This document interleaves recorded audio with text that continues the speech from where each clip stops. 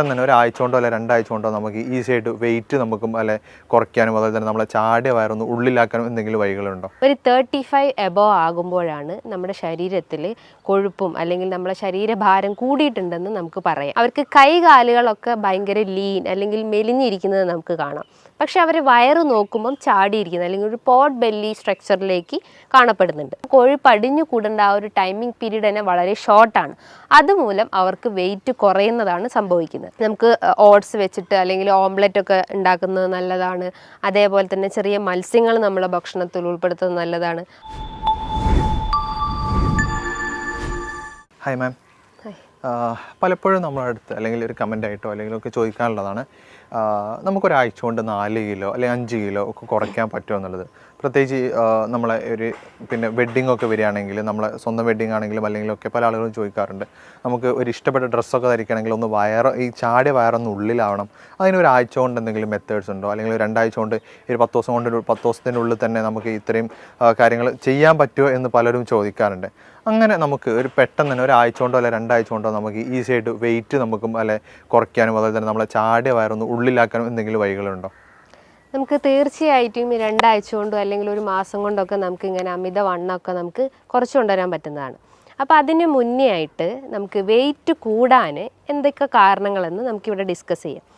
മെയിനായിട്ട് വെയിറ്റ് കൂടാന്ന് പറഞ്ഞു കഴിഞ്ഞാൽ നമ്മളെ ബോഡി വെയിറ്റ് അല്ലെങ്കിൽ ബോഡി മാസ് ഇൻഡെക്സ് ഒരു 35 എബോവ് ആകുമ്പോഴാണ് നമ്മുടെ ശരീരത്തിൽ കൊഴുപ്പും അല്ലെങ്കിൽ നമ്മളെ ശരീരഭാരം കൂടിയിട്ടുണ്ടെന്ന് നമുക്ക് പറയാം.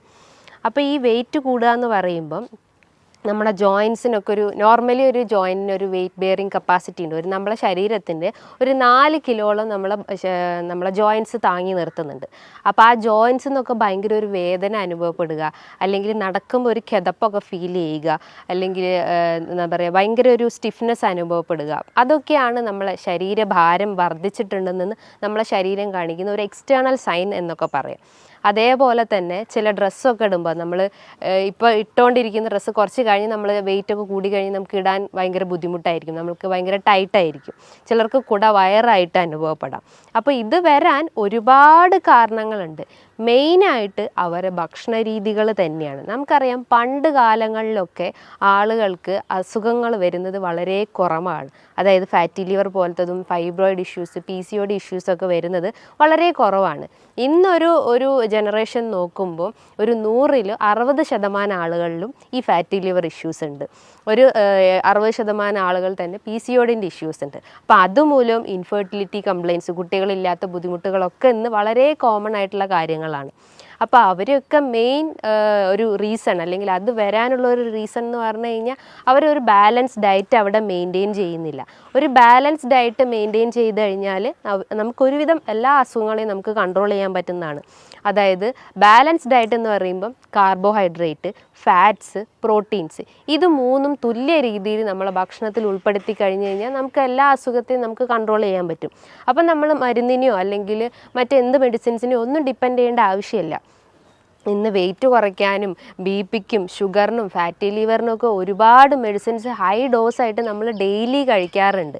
ആ മെഡിസിൻസിൻ്റെ സൈഡ് എഫക്റ്റ് ആയിട്ട് പല കിഡ്നി സ്റ്റോൺ പ്രശ്നങ്ങളും, വീക്ക്നെസ് അനുഭവപ്പെടുന്നതും, പ്രതിരോധശേഷി കുറയുന്ന പ്രശ്നങ്ങളൊക്കെ ഇന്ന് ആളുകളിൽ കോമൺ ആണ്. അപ്പോൾ അതൊക്കെ ഒന്ന് കുറയ്ക്കാന്ന് പറയുന്നത് നമ്മളെ മെയിനായിട്ട് നമ്മളെ ഭക്ഷണത്തിൽ ഫോക്കസ് ചെയ്താൽ മതി. അപ്പോൾ ഭക്ഷണം നമ്മൾ കൺട്രോൾ ചെയ്ത് കഴിഞ്ഞാൽ തന്നെ നമുക്കൊരുവിധം എല്ലാം നമുക്ക് കൺട്രോൾ ചെയ്യാൻ പറ്റും. അപ്പം ഞാൻ പറഞ്ഞു വെയിറ്റ് കൂടാനുള്ള ഒരു കാരണം എന്ന് പറഞ്ഞു കഴിഞ്ഞാൽ ഈ അമിതമായിട്ടുള്ള കാർബ് അല്ലെങ്കിൽ അമിതമായിട്ടുള്ള കൊഴുപ്പേറിയ ഭക്ഷണങ്ങൾ അല്ലെങ്കിൽ അമിതമായിട്ടുള്ള പ്രോട്ടീൻ റിച്ച് ആയിട്ടുള്ള ഭക്ഷണങ്ങളൊക്കെ എടുക്കുമ്പോഴാണ് നമുക്ക് ഇത്തരം വെയിറ്റിൻ്റെ പ്രശ്നങ്ങൾ വരുന്നത്. അപ്പോൾ അതൊന്ന്. രണ്ടാമതായിട്ട് ഇത്രയും കഴിക്കുന്നുണ്ടെങ്കിലും നമ്മളത് ശരീരത്തിൽ നിന്ന് ബേൺ ഔട്ടായി പോകുന്നില്ല, അല്ലെങ്കിൽ ആ കലോറി നമ്മളെ ശരീരത്തിൽ അടിഞ്ഞു കൂടുക അല്ലെങ്കിൽ പല അവയവങ്ങളിലൊക്കെ അത് അടിഞ്ഞു കൂടുന്നുണ്ട്. അപ്പോൾ അത് ബേൺ ഔട്ടായിട്ടോ അല്ലെങ്കിൽ വേർപ്പായിട്ടോ നമ്മളെ ശരീരത്തിൽ പുറന്തള്ളപ്പെടുന്നില്ല. അപ്പോൾ നമ്മൾ എന്ത് ചെയ്യണം? നല്ല രീതിയിൽ എക്സസൈസ് ചെയ്യണം. അപ്പോൾ വ്യായാമക്കുറവ് ഇതിൻ്റെ ഒരു മെയിൻ കാരണമാണ്. അപ്പോൾ എക്സസൈസ് ചെയ്തിട്ടില്ലെങ്കിൽ ഇത്തരം ബുദ്ധിമുട്ടുകൾ നമുക്ക് കണ്ടിന്യൂസ് ആയിട്ട് വന്നുകൊണ്ടേ നിൽക്കും. അതേപോലെ തന്നെയാണ് വെയിറ്റ് കൂടാനുള്ള ഒരു കാരണം എന്ന് പറഞ്ഞാൽ നമ്മുടെ ശരീരത്തിൽ എസ്പെഷ്യലി സ്ത്രീകളിൽ നോക്കുകയാണെങ്കിൽ PCOD പ്രശ്നങ്ങളൊക്കെ ഉള്ള ആളുകളിൽ ഒരു കാരണം എന്ന് പറഞ്ഞു കഴിഞ്ഞാൽ ഹോർമോണൽ ഇംബാലൻസ് ആണ്. ഹോർമോണൽ ഇംബാലൻസ് എന്ന് പറയും PCOD കേസസിൽ ഈസ്ട്രജൻ ഹോർമോൺസിൽ ഉണ്ടാകുന്ന വേരിയേഷൻസ് കൊണ്ടാണ് ഇത്തരം സിസ്റ്റ് രൂപപ്പെടുന്നത്. അപ്പോൾ അവർക്ക് മെൻസ്ട്രൽ ഇറഗുലാരിറ്റീസ് ഉണ്ടാവാം. അവർക്ക് ഇൻഫെർട്ടിലിറ്റി പ്രശ്നങ്ങൾ ഉണ്ടാവാം, അതുമൂലം അവർക്ക് ഫൈബ്രോയിഡിൻ്റെ കംപ്ലയിൻസ് ഉണ്ടാവാം. അങ്ങനെ പല രീതിയിലുള്ള കോംപ്ലിക്കേഷൻസ് ആണ് ചിലപ്പം നമുക്ക് ഒരു അസുഖം വന്നു കഴിഞ്ഞാൽ നമ്മുടെ ശരീരത്തിൽ കാണിച്ചു തരുന്നത്. അപ്പം PCOD കൺട്രോൾ ചെയ്യാനും ഫാറ്റി ലിവർ കൺട്രോൾ ചെയ്യാനും അതേ ഫൈബ്രോയിഡ് കൺട്രോൾ ചെയ്യാനും എല്ലാത്തിനും നമ്മൾ ഡയറ്റും എക്സസൈസും മെയിനായിട്ട് ഫോക്കസ് ചെയ്യുക. ഇന്ന് പല ആളുകളും ചിന്തിക്കുന്നത് എല്ലാത്തിനും മരുന്നെടുത്ത് കഴിഞ്ഞാൽ നമുക്ക് എല്ലാ അസുഖവും കൺട്രോൾ ചെയ്യാൻ പറ്റും. നമുക്കറിയാം ഒരു 30% മാത്രമാണ് നമ്മൾ മരുന്നിന് ഡിപ്പെൻഡ് ചെയ്യുള്ളൂ. ബാക്കി ഒരു റിമൈനിങ് ഒരു 60% എല്ലാം നമ്മളെ ഭക്ഷണവും അതുപോലെ തന്നെ എക്സസൈസുമാണ് മെയിനായിട്ട് ഫോക്കസ് ചെയ്യേണ്ടത്. അപ്പം നമ്മൾ മെയിനായിട്ട് ഫോക്കസ് ചെയ്യേണ്ടത് നമ്മളെ ഡയറ്റും എക്സസൈസും അതേപോലെ തന്നെ ഒരു 3rd മാത്രമായിട്ട് മെഡിസിൻസിനെ കണ്ടാൽ മതി. ഈ വെയിറ്റ് കൂടി വരുന്ന ആളുകളിൽ അല്ലെങ്കിൽ വെയിറ്റ് കൂടി വരുന്ന ഏറ്റവും കൂടുതൽ ആളുകളിൽ കണ്ടുവരുന്ന ഒരു അസുഖമാണ് ഈ ഫാറ്റി ലിവർ ഇഷ്യൂസ്. അതായത് ഫാറ്റി ലിവർ ഉള്ള രോഗികളിൽ ഒരു ബോഡി സ്ട്രക്ചർ നോക്കുമ്പോൾ അവർക്ക് കൈകാലുകളൊക്കെ ഭയങ്കര ലീൻ അല്ലെങ്കിൽ മെലിഞ്ഞിരിക്കുന്നത് നമുക്ക് കാണാം. പക്ഷെ അവർ വയറ് നോക്കുമ്പം ചാടിയിരിക്കുന്നത് അല്ലെങ്കിൽ ഒരു പോട്ട് ബെല്ലി സ്ട്രക്ചറിലേക്ക് കാണപ്പെടുന്നുണ്ട്. അതായത് പോട്ട് ബെല്ലി സ്ട്രക്ചർ എന്ന് പറയുമ്പം നമ്മൾ ഈ ഒരു വാരിയലിൻ്റെ താഴെയായിട്ട് വയറിങ്ങനെ ചാടിയിരിക്കുന്നത് നമുക്ക് കാണാം. അതിൻ്റെ ഒരു മെയിൻ കാരണം എന്ന് പറഞ്ഞു കഴിഞ്ഞാൽ ലിവർ സംബന്ധമായിട്ടുള്ള എന്തോ ഒരു അസുഖം അയാൾക്ക് വന്നിട്ടുണ്ടെന്ന്. മെയിനായിട്ട് ഫാറ്റി ലിവർ ഇഷ്യൂസ്, അതേപോലെ തന്നെ സിറോസിസ് കംപ്ലയിൻസ് ഉള്ള ആളുകൾ, അതായത് അവർക്ക് ലോവർ അബ്ഡോമൻ നല്ല ബൾജ് ചെയ്തിരിക്കുന്നു അല്ലെങ്കിൽ ഒരു പോട്ട് ബെല്ലി സ്ട്രക്ചർ അല്ലെങ്കിൽ ഒരു സഞ്ചി പോലെയൊക്കെ കാണപ്പെടുന്നുണ്ട്. അപ്പോൾ ഇവർ മെയിനായിട്ട് ഫോക്കസ് ചെയ്യേണ്ടതെന്ന് പറഞ്ഞാൽ നല്ല കൊഴുപ്പുകളെ ഭക്ഷണത്തിൽ സപ്ലൈ ചെയ്യാൻ ശ്രമിക്കുക. അതായത് ഹെൽത്തി ഫാറ്റ് ആയിട്ടുള്ള omega-3 ഫാറ്റി ആസിഡ്സ് അവരെ ഭക്ഷണത്തിൽ എടുക്കാം. അപ്പോൾ ചോദിക്കും omega-3 ഫാറ്റി ആസിഡ്സ് ഏത് ഭക്ഷണത്തിലാണ് അടങ്ങിയിട്ടുള്ളത്? ഒരുവിധം എല്ലാ വീഡിയോസിലും ഓൾമോസ്റ്റ് എല്ലാ ഡോക്ടേഴ്സും പറയുന്നത് തന്നെയാണ് മെയിനായിട്ടുള്ളത്. അതായത് ചെറിയ മത്സ്യങ്ങളിൽ നമുക്ക് omega-3 ഫാറ്റി ആസിഡ്സ് ഉണ്ട്. ചെറിയ മത്സ്യങ്ങൾ എന്ന് പറയുമ്പം അയല, മത്തി, നെത്തോലി, ഇതിൻ്റെ അകത്തൊക്കെ ചെറിയ രീതിയിൽ അതായത് ഒരു 30% അല്ലെങ്കിൽ ഒരു 40% omega-3 ഫാറ്റി ആസിഡ്സ് അടങ്ങിയിട്ടുണ്ട്. അതോടൊപ്പം തന്നെ കാൽഷ്യം അടങ്ങിയിട്ടുണ്ട്. ഈ കാൽഷ്യം കണ്ടന്റ് ഉള്ളത് കൊണ്ട് തന്നെ നമുക്ക് ജോയിൻറ്റ് റിലേറ്റ് ചെയ്തിട്ടുള്ള എന്തെങ്കിലും ഇഷ്യൂസ് അല്ലെങ്കിൽ എല്ല് സതമായിട്ടുള്ള എന്തെങ്കിലും ഇഷ്യൂസ് ഉണ്ടെങ്കിൽ അതൊക്കെ ഒന്ന് കൺട്രോൾ ചെയ്യാൻ പറ്റുന്നതാണ്. അപ്പം നല്ല രീതിയിൽ ഹെൽത്തി ഫാറ്റ്സ് ഭക്ഷണത്തിൽ ഉൾപ്പെടുത്താൻ ശ്രമിക്കുക. അപ്പോൾ അത് നമ്മളെ ഡയറ്റിൽ ഉൾപ്പെടുത്തി കഴിഞ്ഞ് കഴിഞ്ഞാൽ നമുക്ക് ഇത്തരം പോട്ട് ബെല്ലി പ്രശ്നങ്ങളോ അല്ലെങ്കിൽ ഫാറ്റി ലിവർ ഇഷ്യൂസ് ഉണ്ടെങ്കിൽ അതൊക്കെ നമുക്കൊന്ന് കൺട്രോൾ ചെയ്യാൻ പറ്റുന്നത്. അതേപോലെ തന്നെയാണ് അവരുടെ ഭക്ഷണത്തിൽ വൈറ്റമിൻ സി റിച്ച് ആയിട്ടുള്ള ഭക്ഷണങ്ങൾ എടുക്കാൻ ശ്രമിക്കുക. അപ്പോൾ ചോദിക്കും വൈറ്റമിൻ സി എന്തൊക്കെയാണെന്ന്. വൈറ്റമിൻ സി എന്ന് പറഞ്ഞു കഴിഞ്ഞാൽ അസ്കോർബിക് ആസിഡ് അത് അടങ്ങിയിട്ടുള്ള ഭക്ഷണങ്ങൾ എന്ന് പറയുമ്പോൾ എന്താണ്? നാരങ്ങ, മൊസമ്പി, നെല്ലിക്ക, നമ്മളെ തൊടിയിലൊക്കെ ഉണ്ടാകുന്ന നെല്ലിക്ക എന്ന് പറയുമ്പോൾ നമ്മളെ പ്രതിരോധശേഷി വർദ്ധിപ്പിക്കുന്നു, നമ്മളെ ഹെയർ ഗ്രോത്ത് ഇൻക്രീസ് ചെയ്യുന്നു. അതുപോലെ തന്നെ സ്കിന്നിന് എന്തെങ്കിലും ഇഷ്യൂസോ ഡിസ്കളറേഷനോ അല്ലെങ്കിൽ എന്തെങ്കിലും അങ്ങനെ ചുളിവ് പോലെയൊക്കെ വരുന്ന ഇഷ്യൂസൊക്കെ ഉണ്ടെങ്കിൽ അതിനെയൊക്കെ ഒന്ന് കൺട്രോൾ ചെയ്യാൻ വേണ്ടിയിട്ട് നമുക്ക് ഡെയിലി ഒരു 1-2 നെല്ലിക്ക കഴിക്കുന്നത് നല്ലതാണ്. അതേപോലെ തന്നെയാണ് കുട്ടികളിൽ വിരശല്യം എന്ന് വളരെ കോമൺ ആയിട്ടുള്ള ഒന്നാണ്. അപ്പോൾ കുട്ടികളുടെ അമ്മമാർ പറയുന്ന ഒരു ബുദ്ധിമുട്ട് എന്ന് പറഞ്ഞാൽ അവർ പൊക്കിളിന് ചുറ്റായിട്ട് വേദന പറയുന്നു, ഓക്കാനം, ഛർദി, ഫുഡൊന്നും കഴിക്കുന്നില്ല, പെട്ടെന്ന് അവർ വൊമിറ്റ് ചെയ്യുന്നു, അതേപോലെ ഒരു വീക്ക്നെസ് വരുന്നു, വെയിറ്റ് കുറയുന്നു. ഇതൊക്കെയാണ് കുട്ടികളിൽ വിരശല്യം വരുന്നതിൻ്റെ ഒരു ലക്ഷണങ്ങളായിട്ട് പറയുന്നത്. അപ്പോൾ കുട്ടികൾക്കായാലും അവർക്ക് ഡെയിലി ഒരു 1-2 നെല്ലിക്ക കൊടുക്കുന്നത് ഏറ്റവും നല്ലതാണ്. ഇത് അവരെ ദഹന വ്യവസ്ഥ ഇമ്പ്രൂവ് ചെയ്യുന്നു. അതായത് ദഹന സംബന്ധമായിട്ട് എന്തെങ്കിലും ബുദ്ധിമുട്ടുകൾ ഉണ്ടെങ്കിൽ, അതായത് എന്തെങ്കിലും സീലിയാക് ഡിസീസോ അല്ലെങ്കിൽ ലാക്ടോസ് ഇൻടോളറൻസ് പോലത്തെ എന്തെങ്കിലും ബുദ്ധിമുട്ടുകൾ ഉണ്ടെങ്കിൽ ആ ദഹനത്തിനൊന്ന് ഇമ്പ്രൂവ് ചെയ്യാൻ സഹായിക്കുന്നതാണ് ഈ നെല്ലിക്ക എന്ന് പറഞ്ഞിട്ടുള്ള ആ ഒരു ഇന്ത്യൻ ഗൂസ്ബെറി. അതേപോലെ തന്നെയാണ് അവരുടെ ഭക്ഷണത്തിൽ ഫൈബർ റിച്ച് ആയിട്ടുള്ള ഭക്ഷണങ്ങൾ എടുക്കാൻ ശ്രമിക്കുക. ഫൈബർ എന്ന് പറയുന്നത് നല്ല രീതിയിൽ നാരുകൾ അടങ്ങിയിട്ടുള്ളത്, അതായത് പൊമോഗ്രാനൈറ്റ്, ഓറഞ്ച്, മൊസമ്പി, ഗ്രേപ്സ്, വെജിറ്റബിൾസിൽ നോക്കുമ്പം കുക്കുംബർ, ക്യാരറ്റ്, ഇതിൻ്റെ അകത്തൊക്കെ ഒരുപാട് ഫൈബർ അടങ്ങിയിട്ടുണ്ട്. ഇത് നമ്മളെ ദഹനത്തിനെ നല്ല രീതിയിൽ ഇമ്പ്രൂവ് ചെയ്യാൻ സഹായിക്കുന്നു. ഇനിയിപ്പോൾ മലബന്ധം പ്രശ്നങ്ങളൊക്കെ ഉള്ള ആളുകളാണെങ്കിൽ എല്ലാ ഡോക്ടേഴ്സും പറയുന്ന ഒന്നാണ് അവർ നല്ല രീതിയിൽ വാട്ടർ ഇൻടേക്ക് എന്ന് വെച്ചാൽ ബോഡി വാട്ടർ ഇൻടേക്ക് നല്ല രീതിയിൽ കൂട്ടുക. അതേപോലെ തന്നെയാണ് ഫൈബർ റിച്ച് ആയിട്ടുള്ള ഭക്ഷണങ്ങൾ എടുക്കാൻ ശ്രമിക്കുക. അപ്പം ഇതും നമ്മളെ ഡയറ്റിൽ ഉൾപ്പെടുത്തി കഴിഞ്ഞ് കഴിഞ്ഞാൽ നമുക്ക് ദഹന സംബന്ധമായിട്ടുള്ള എന്തെങ്കിലും പ്രശ്നങ്ങളുണ്ടെങ്കിൽ അത് കൺട്രോൾ ചെയ്യും. അതോടൊപ്പം തന്നെ നമ്മളെ വെയിറ്റിനൊന്ന് മെയിൻറ്റെയിൻ ചെയ്യാൻ സഹായിക്കുന്നതാണ്.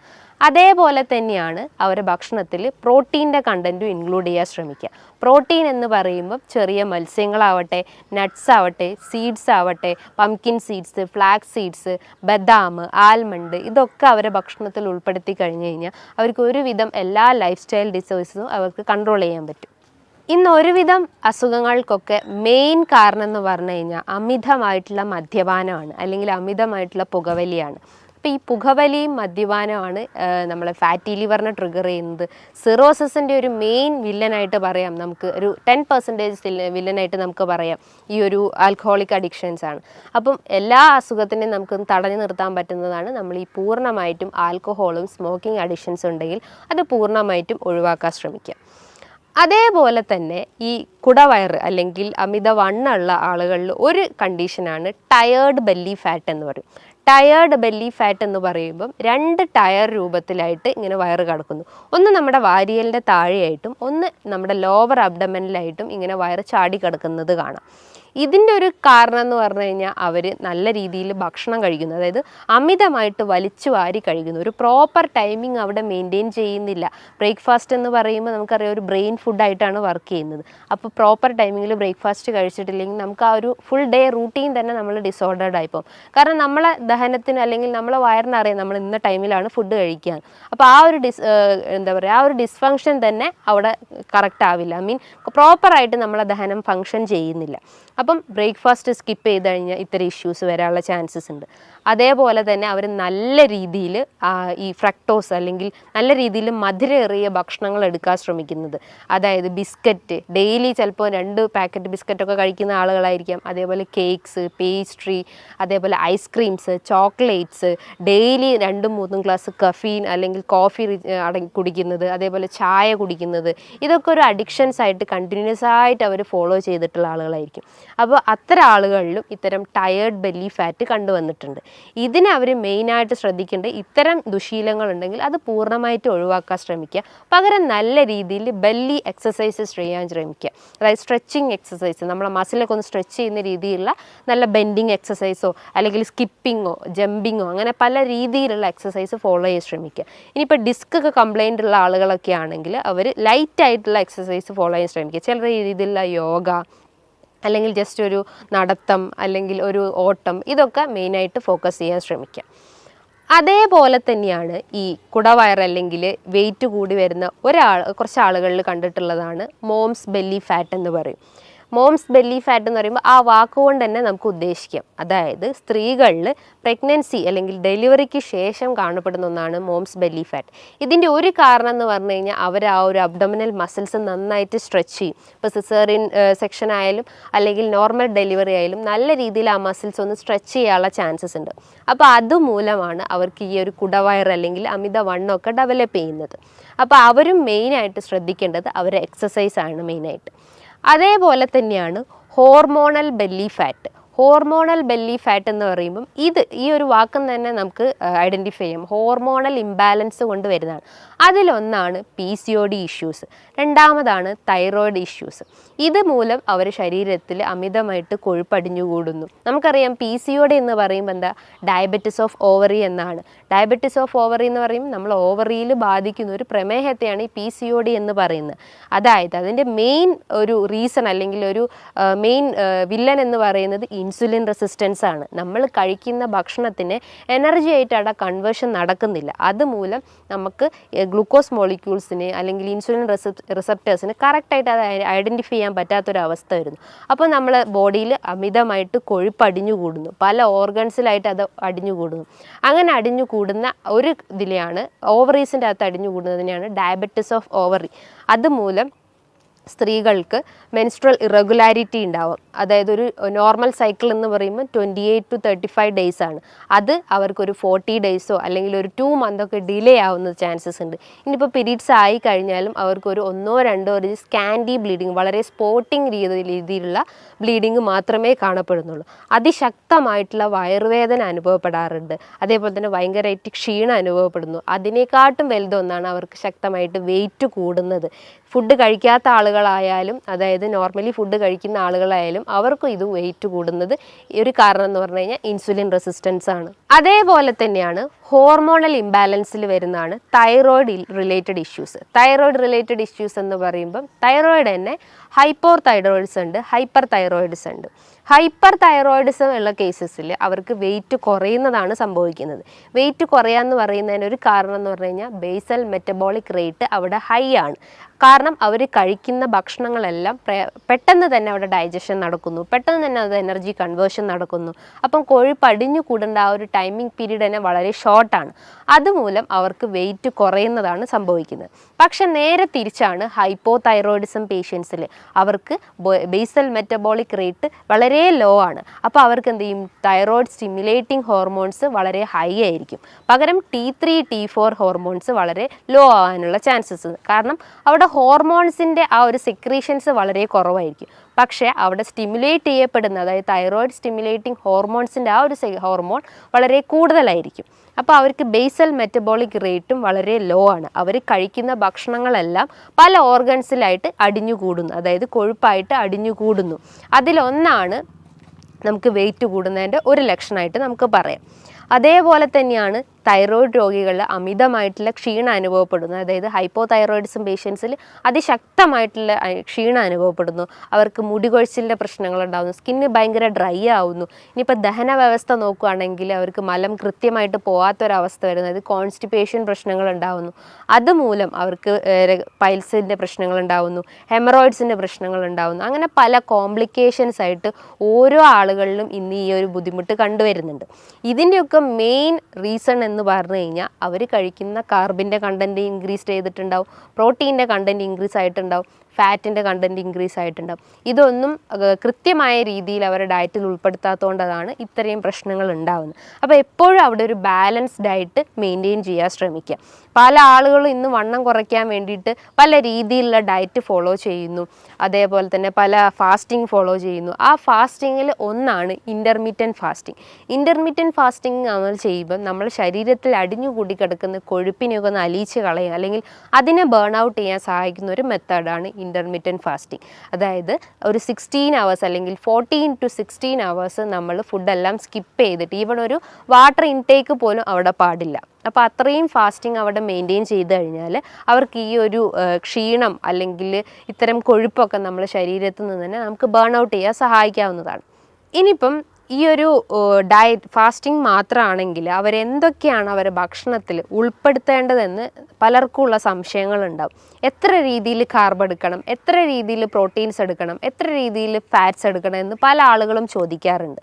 അപ്പോൾ കാർബ്സിൻ്റെ അളവ് നോക്കുമ്പം നമ്മളൊരു ഈക്വൽ എമൗണ്ടിൽ, അതിൽ 20%, ഒരു 100% നോക്കുമ്പോൾ അതിൻ്റെ ഒരു 20% അല്ലെങ്കിൽ ഒരു 20-30% മാത്രമേ നമ്മൾ കാർബിൻ്റെ അളവ് എടുക്കാൻ പാടുള്ളൂ.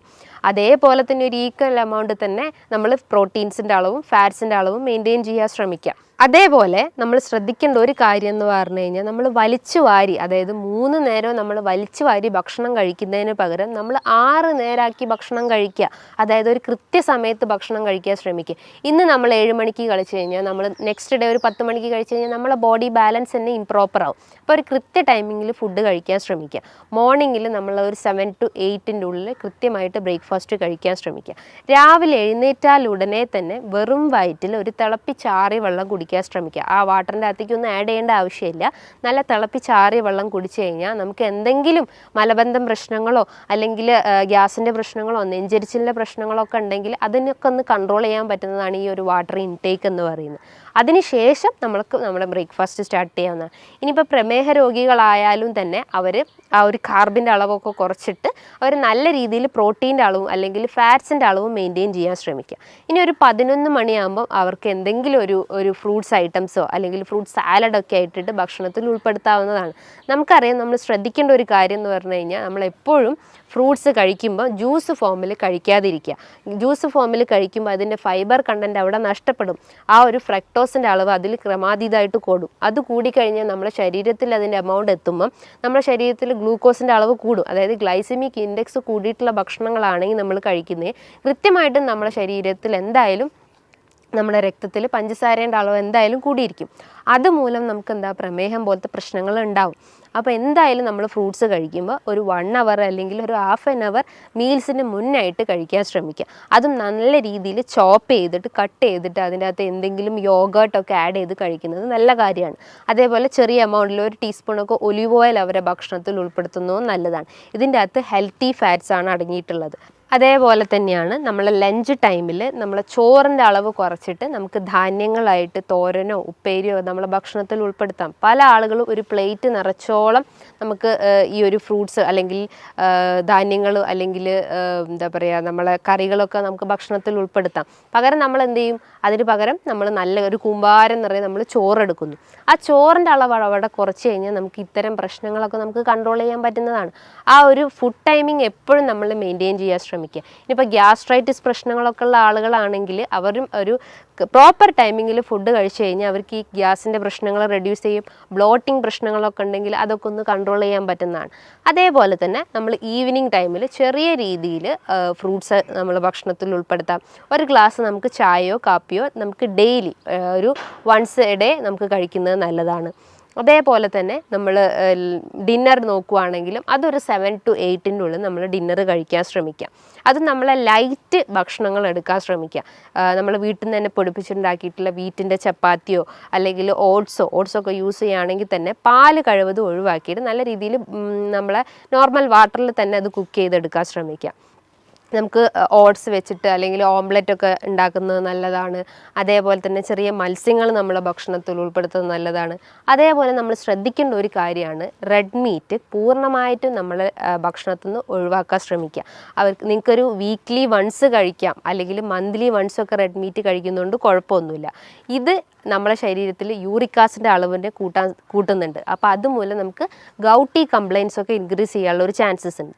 അപ്പം നമ്മളെ ഭക്ഷണത്തിൽ എപ്പോഴും റെഡ് മീറ്റിൻ്റെ അളവ് കഴിവതും കുറയ്ക്കാൻ ശ്രമിക്കുക. നല്ല പോലെ എക്സസൈസ് ചെയ്യാൻ ശ്രമിക്കുക. നമ്മളെ ശരീരം നല്ല രീതിയിൽ വേർക്കുന്ന രീതിയിലുള്ള എക്സസൈസ് മെയിൻറ്റെയിൻ ചെയ്യാൻ ശ്രമിക്കുക. അത് കാർഡിയാക് എക്സസൈസ് ആവട്ടെ, അല്ലെങ്കിൽ എയറോബിക് എക്സസൈസ് ആവട്ടെ, ചെറിയ രീതിയിലുള്ള നടത്തോ അല്ലെങ്കിൽ ഓട്ടോ എന്ത് നമ്മളെ ഭക്ഷണത്തിൽ നമ്മളെ ഡയറ്റിൽ അല്ലെങ്കിൽ നമ്മളെ ലൈഫ് സ്റ്റൈലിൽ ഉൾപ്പെടുത്തി കഴിഞ്ഞ് കഴിഞ്ഞാൽ നമുക്ക് ഇത്തരം പ്രശ്നങ്ങളൊക്കെ നമുക്ക് കൺട്രോൾ ചെയ്യാൻ പറ്റുന്നതാണ്. ഈ പറഞ്ഞിട്ടുള്ള ഒരു നല്ല രീതിയിലുള്ള ഒരു പാറ്റേണിൽ ഈ ഒരു മാനേജ്മെൻറ്റ് നമ്മൾ ഫോക്കസ് ചെയ്ത് കഴിഞ്ഞാൽ നമുക്ക് നമ്മളെ വെയിറ്റിനെ നമുക്ക് കൺട്രോൾ ചെയ്യാൻ പറ്റുന്നതാണ്. അതായത് നല്ല ഹെൽത്തി ഫാറ്റ് അല്ലെങ്കിൽ നല്ല ഹെൽത്തി പ്രോട്ടീൻസ് നമ്മൾ ഭക്ഷണത്തിൽ ഉൾപ്പെടുത്തി കഴിഞ്ഞ് കഴിഞ്ഞാൽ നമുക്ക് ഇത്തരം പ്രശ്നങ്ങളൊക്കെ നമുക്ക് ഒരു പരിധി വരെ നമുക്ക് കൺട്രോൾ ചെയ്യാൻ പറ്റുന്നതാണ്. ഇനി ഇതുമായി ബന്ധപ്പെട്ട് നിങ്ങൾക്ക് എന്തെങ്കിലും സംശയങ്ങളുണ്ടെങ്കിൽ താഴെ കാണുന്ന നമ്പറിൽ കോൺടാക്റ്റ് ചെയ്യാവുന്നതാണ്. നല്ലൊരു ഹെൽത്ത് ടോപ്പിക്കുമായി വീണ്ടും കാണാം. Thank you.